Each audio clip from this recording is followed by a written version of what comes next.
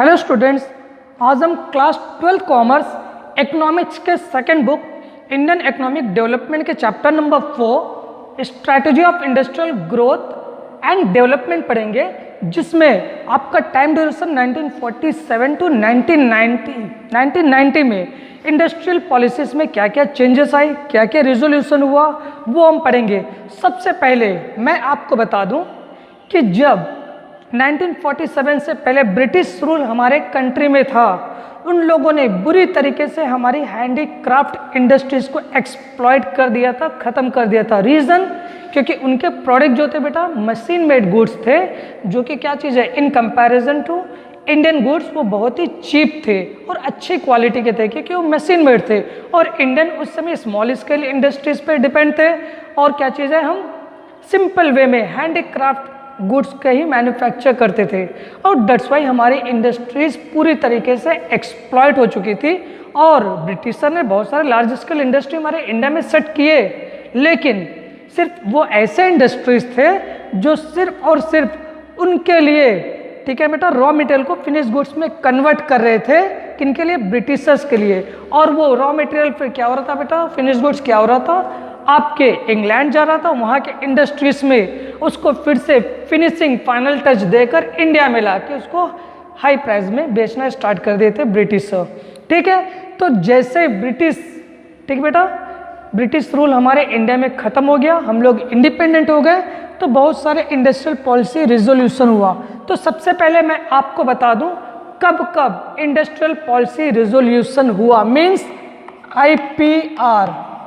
सबसे पहला 1948 में हुआ, देन उसके बाद 1956 में हुआ, ठीक, देन उसके बाद 1977 में हुआ, देन उसके बाद 1980 में हुआ, देन उसके बाद 1990 एंड फाइनली एंड लास्ट 1991 में हुआ। जो 1991 में इंडस्ट्रियल पॉलिसी रिजोल्यूशन हुआ, उसको ही हम लोग फॉलो करते आ रहे हैं आज तक, जिसमें प्राइवेटाइजेशन, ग्लोबलाइजेशन और लिबरलाइजेशन को बहुत ही ज़्यादा इम्पोर्टेंस प्रोवाइड की गई। अब हम लोग बात करते बेटा 1, 2, 3, यही 3, ठीक ना बेटा, ये तो हम लोग नेक्स्ट चैप्टर में पढ़ेंगे, लेकिन 1990 तक क्या हुआ अभी पढ़ना है। तो सबसे पहला 1948 इंडस्ट्रियल रिजोल्यूशन 1948 में क्या हुआ, इसमें, ठीक ना बेटा, ये इंप्लीमेंट कब हुआ, 30 अप्रैल 1948 को। इसमें इंडस्ट्रीज को 4 कैटेगरीज में डिवाइड कर दिया गया, जिसमें सबसे पहला था बेसिक एंड स्ट्रैटेजिक इंडस्ट्रीज। क्या बेटा? बेसिक एंड स्ट्रैटेजिक इंडस्ट्रीज, जिसमें गवर्नमेंट का 100% मोनोपोली था। मोनोपोली मीन्स एकाधिकार, गवर्नमेंट 100% कंट्रोल करके रखी हुई थी। इसमें इंडस्ट्रीज कितने थे आपके? 3 इंडस्ट्रीज, और वो इंडस्ट्रीज कौन सा बेटा? Arms and ammunition, atomic energy and railway, ठीक।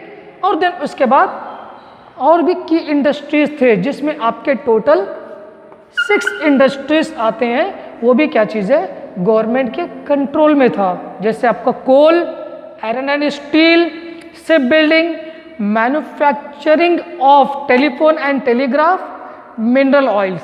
ये इंडस्ट्रीज क्या थे बेटा? की इंडस्ट्रीज थे।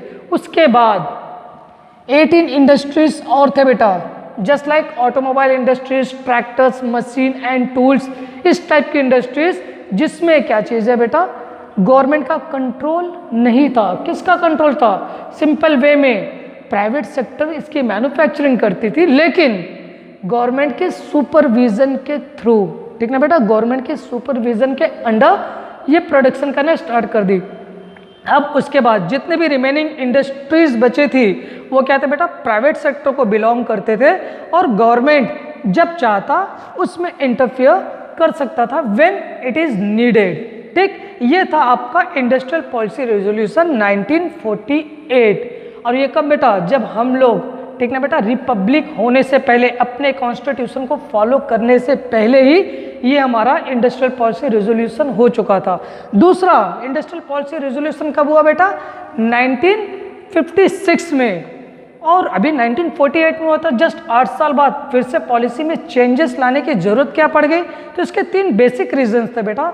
और रीजन क्या था पहला, सबसे पहला इंट्रोडक्शन ऑफ कॉन्स्टिट्यूशन। हमारी कॉन्स्टिट्यूशन बन चुकी थी, अब हम कॉन्स्टिट्यूशन को फॉलो करने लगे थे 1950, ठीक है बेटा। 1950 में जब हम रिपब्लिक हुए उसी समय से हम लोग क्या चीज़ें कॉन्स्टिट्यूशन फॉलो करने लगे थे वो। अब हम लोगों ने क्या किया, एडॉप्टेशन ऑफ प्लानिंग। हम लोग सोशलिस्ट और कैपिटलिस्ट दोनों कंट्री के मिक्सर हैं बेटा, मिक्सड है। और दैट्स वाई कुछ पॉलिसीज हम लोग रशिया से भी एडॉप्ट किए। प्लानिंग, रशिया क्या चीज़ है, 10 ईयर्स की प्लानिंग करता था और उसके बाद अपने डेवलपमेंट गोल डिसाइड करता था। और हम लोगों ने क्या किया, 5 ईयर की प्लानिंग करके डेवलपमेंट गोल अपना सेट करना स्टार्ट कर दिए। और तीसरा, पार्लियामेंट ने क्या डिसाइड किया कि हम सोशलिस्ट पैटर्न पे अपने कंट्री को डेवलप करेंगे।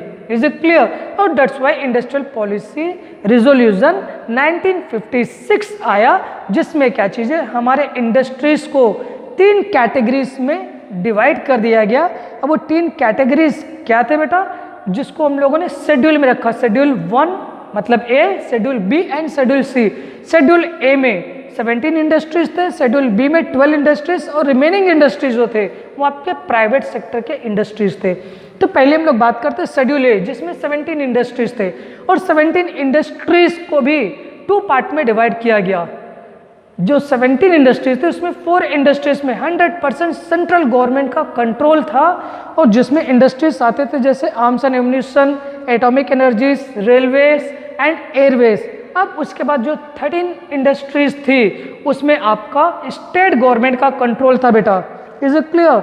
अब लेकिन शेड्यूल बी की बात करते हैं, जिसमें 12 इंडस्ट्रीज थे, वो पब्लिक और प्राइवेट दोनों के कंट्रोल में था बेटा। मतलब public sector, private sector, government और प्राइवेट सेक्टर दोनों मिलकर इस इंडस्ट्रीज को रन कर रहे थे, और जो कि मोस्टली स्टेट ओन्ड इंडस्ट्रीज थी, स्टेट की ओन इंडस्ट्रीज। अब शेड्यूल सी में कौन से इंडस्ट्रीज आते थे, जितने भी शेड्यूल ए और शेड्यूल बी के अलावा रिमेनिंग इंडस्ट्रीज थे बेटा, वो शेड्यूल सी में आते थे। जो क्या चीज़ है, आपके under provision of industrial development and regulation act 1951 के थ्रू, मतलब 1951 में जो industrial development and regulation act आया था बेटा, उसके थ्रू अपने आप को रजिस्टर करना, उसके थ्रू लाइसेंस गेन करना, उसके थ्रू अप्रूवल गेन करना, देन उसके बाद ये इंडस्ट्रीज को रन करना स्टार्ट कर दिए। ये था आपका इंडस्ट्रियल पॉलिसी रिजोल्यूशन 1956। अब हम लोग आते बेटा इंपॉर्टेंस ऑफ इंडस्ट्रियल सेक्टर, ठीक ना बेटा, इन ग्रोथ। अब ग्रोथ में इंडस्ट्रियल सेक्टर का रोल क्या है वो हम लोग पढ़ेंगे नेक्स्ट टॉपिक में अपने।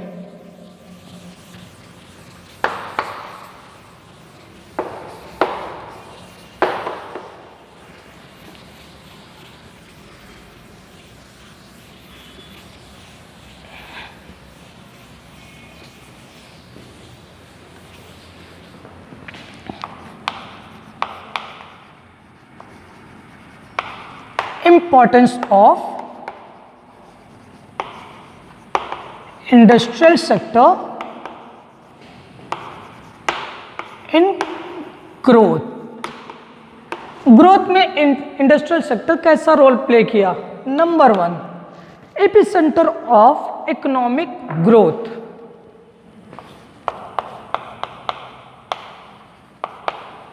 Epicentre of economic growth. अब epicentre, what is the meaning of epicentre? एपिसेंटर वर्ड आप लोग जब अर्थक्वेक आता है तब सुना होगा कि इसका एपिसेंटर कहाँ है, ठीक, मतलब कहाँ से स्टार्ट हुआ, स्टार्टिंग पॉइंट, ठीक है ना बेटा, कहाँ से एमर्ज हुआ। और जैसे अभी हुआन में, ठीक है, हुआन से आपका पैंडेमिक कोरोना स्टार्ट हुआ, और वहाँ पे हम लोग वुहान को क्या मानते हैं बेटा, चाइना के वुहान को एपिसेंटर, मतलब जो मेन पॉइंट जहां से स्टार्ट होता है वो। अब इंडस्ट्री क्या है बेटा, इकोनॉमिक ग्रोथ का एपिसेंटर है। रीजन क्या था, हमारी कंट्री, ठीक है बेटा, 1947 के पहले तक क्या थी बेटा, एक एग्रीकल्चर कंट्री थी बेटा, जहाँ पे मोस्ट ऑफ द, ठीक ना, population are depend on agriculture for the livelihood, but industry play a major role, ठीक, in the process of economic growth and development. Reason कैसे बेटा, कि जैसे बहुत सारे लोग, ठीक है बेटा, अपनी लाइवलीहुड के लिए, ग्रोथ के लिए, डेवलपमेंट के लिए किस पे डिपेंड है, सिर्फ और सिर्फ एग्रीकल्चर प्रोडक्शन के ऊपर। एग्रीकल्चर प्रोडक्शन अच्छा हुआ तो हमारा जीडीपी थोड़ा सा बढ़ गया, एग्रीकल्चर प्रोडक्शन लो हुआ तो हमारा जीडीपी घट गया। लेकिन इंडस्ट्री क्या बेटा, एक सेकेंड अपॉर्चुनिटी क्रिएट की, जिससे क्या चीज़ है, अब केवल एग्रीकल्चर पे आपको डिपेंड नहीं रहना इकोनॉमिक ग्रोथ के लिए, इंडस्ट्रीज भी मेजर रोल प्ले करने लगा इकोनॉमिक ग्रोथ और डेवलपमेंट के लिए।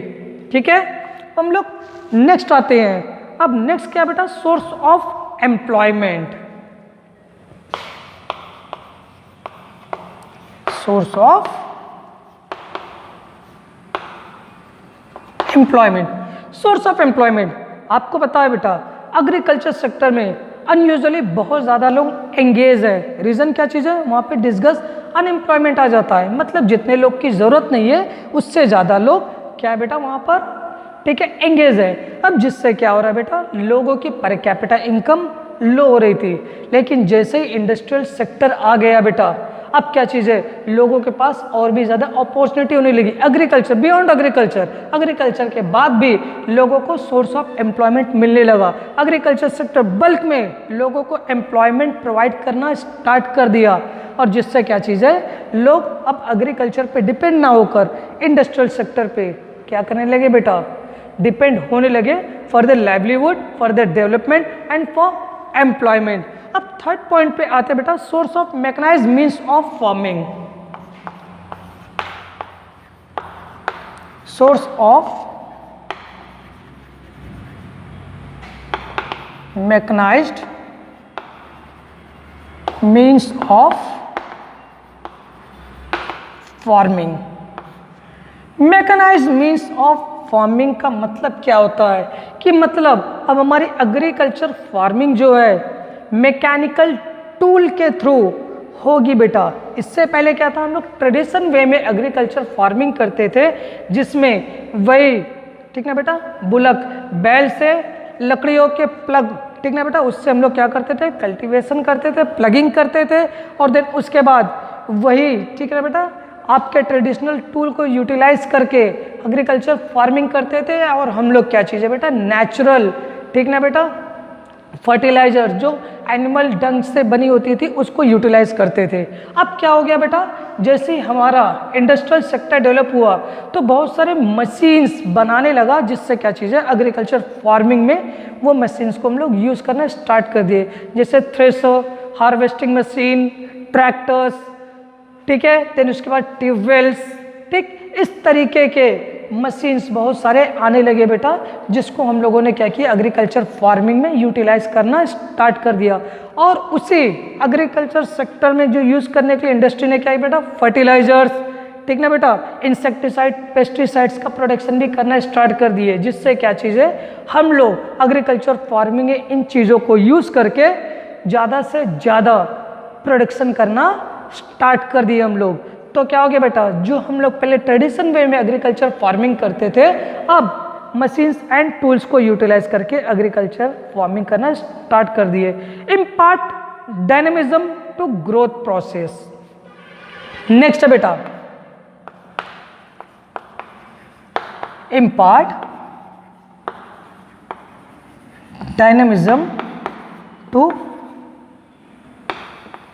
Growth process. अब बेटा इंडस्ट्रियल सेक्टर एक अलग, ठीक ना बेटा, डायमेंशन प्रोवाइड कर दिया हमारे ग्रोथ और डेवलपमेंट को। पहले क्या था बेटा, अगर इंडस्ट्रियल सेक्टर नहीं होता तो हम लोग सिर्फ और सिर्फ एग्रीकल्चर सेक्टर पे ही डिपेंड होते अपने लाइवलीहुड के लिए, डेवलपमेंट के लिए, ग्रोथ के लिए। लेकिन एक अलग डायमेंशन एग्रीकल्चर सेक्टर यहाँ पर आके सेट कर दिया, ठीक है, जिससे क्या चीज़ है, हम ग्रोथ और डेवलपमेंट के लिए ना सिर्फ एग्रीकल्चर फार्मिंग पे, अब इंडस्ट्रियल सेक्टर पे भी मोस्टली डिपेंड होने लगे। जो सबसे पहले main source of employment, main source of development हमारा एग्रीकल्चर सेक्टर था, अब वो वहाँ से स्विच होकर किस में आ गया बेटा, इंडस्ट्रियल सेक्टर में आ गया। इंडस्ट्रियल सेक्टर अब मेजर रोल प्ले करना स्टार्ट कर दिया इन the process of development, in the process of growth, in the process of employment. That's why क्या चीज़ है, अब एग्रीकल्चर सेक्टर जो हो गया बेटा सेकेंडरी सेक्टर हो गया डेवलपमेंट के लिए, और इंडस्ट्रियल सेक्टर क्या है बेटा आपका प्राइमरी सेक्टर हो गया फॉर डेवलपमेंट के लिए। अब नेक्स्ट आते हैं बेटा ग्रोथ ऑफ सिविलाइजेशन।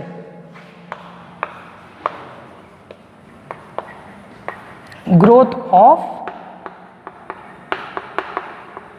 सिविलाइजेशन।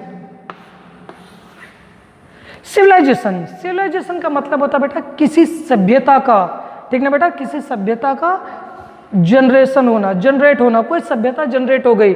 अब रीजन क्या चीज है, जैसे क्या चीज है इंडस्ट्रियल सेक्टर आया बेटा, अब लोग क्या करने लगे अपने रूरल सेक्टर से माइग्रेट होकर, ठीक ना बेटा, अर्बन सेक्टर में आने लगे। अर्बन सेक्टर मीन्स अभी अर्बन सेक्टर बना नहीं, जहां पर इंडस्ट्री सेट थी वहां पे आने लगे for livelihood, for gaining employment, ठीक ना बेटा, फॉर बेटर लाइफ के लिए लोग एग्रीकल्चर सेक्टर से शिफ्ट होकर यहाँ पर इंडस्ट्रियल सेक्टर में आने लगे। जब लोग माइग्रेट होकर आने लगे तो इंडस्ट्रियल सेक्टर के, ठीक ना बेटा, रेडियस में, उनके इंडस्ट्रियल सेक्टर के इर्द गिर्द क्या हो गया, एक अर्बनाइजेशन क्रिएट हो गया, कि मतलब एक अर्बन, ठीक ना बेटा, सिटीज डेवलप होना स्टार्ट हो गई। अब जिससे क्या हो गया, अब लोग की लाइफ बेटर हो गई, ठीक ना बेटा, बेटर लाइफ जीने लगे, एजुकेटेड होने लगे, इंडस्ट्रियलिस्ट होने लगे, और देन उसके बाद पूरे वर्ल्ड से अपने आप को compete करने लगे एक प्रॉपर वे में, एक अलग सा सिविलाइजेशन ग्रोथ होकर सामने आ गया बिकॉज ऑफ इंडस्ट्रियलाइजेशन। नेक्स्ट आता है बेटा इंफ्रास्ट्रक्चरल ग्रोथ।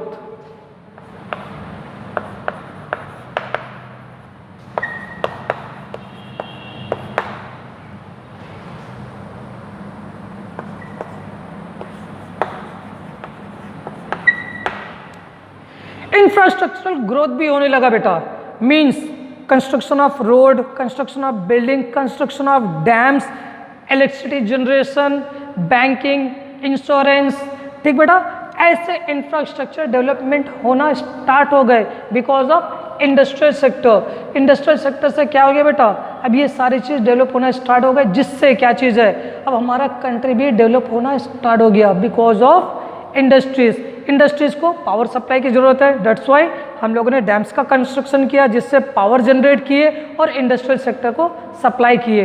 अब प्रोडक्शन हो गया, अब सप्लाई करने के लिए हम लोग को क्या चाहिए बेटा, रोडवेज चाहिए, रेलवेज चाहिए, ठीक है, वाटरवेज चाहिए, एयरवेज चाहिए। अब ये सारे सेक्टर भी हम लोगों ने क्या किया, डेवलप करना स्टार्ट कर दिया, जिससे क्या चीज़ है, हमारा इंफ्रास्ट्रक्चर डेवलप होना स्टार्ट हो गया because of industrial sector only.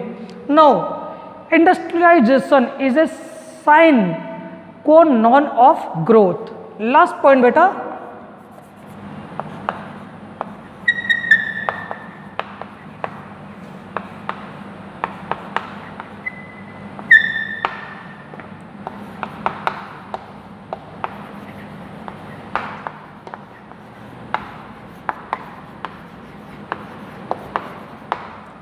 Sign qua non of growth, ठीक है बेटा, industrial sector sine qua non of growth का मतलब होता है इंटीमेटली रिलेटेड टू ग्रोथ। मतलब इंडस्ट्रियल सेक्टर क्या चीज है, 100% इंटीमेटली क्या चीज है, ग्रोथ से रिलेटेड है। अगर इंडस्ट्रियल सेक्टर ग्रोथ हो रहा है तो क्या हो रहा है बेटा, कंट्री का ग्रोथ और डेवलपमेंट भी हो रहा है। इंडस्ट्रियल सेक्टर का डिक्लाइन हो रहा है तो आपकी, ठीक है बेटा, कंट्री की ग्रोथ और डेवलपमेंट भी डिक्लाइन हो रही है। मीन्स यहाँ पर आपका इंडस्ट्रियल सेक्टर क्या कर रहा है बेटा, की रोल प्ले कर रहा है for countries development and countries growth. Not only countries development and growth, for increase in per capita income, better life, सबके लिए मेजर रोल प्ले कर रहा है आपका industrial sector. Is it clear बेटा? आज के टॉपिक में इतना ही, आगे के चैप्टर हम लोग नेक्स्ट टॉपिक में पढ़ेंगे, नेक्स्ट क्लास में पढ़ेंगे।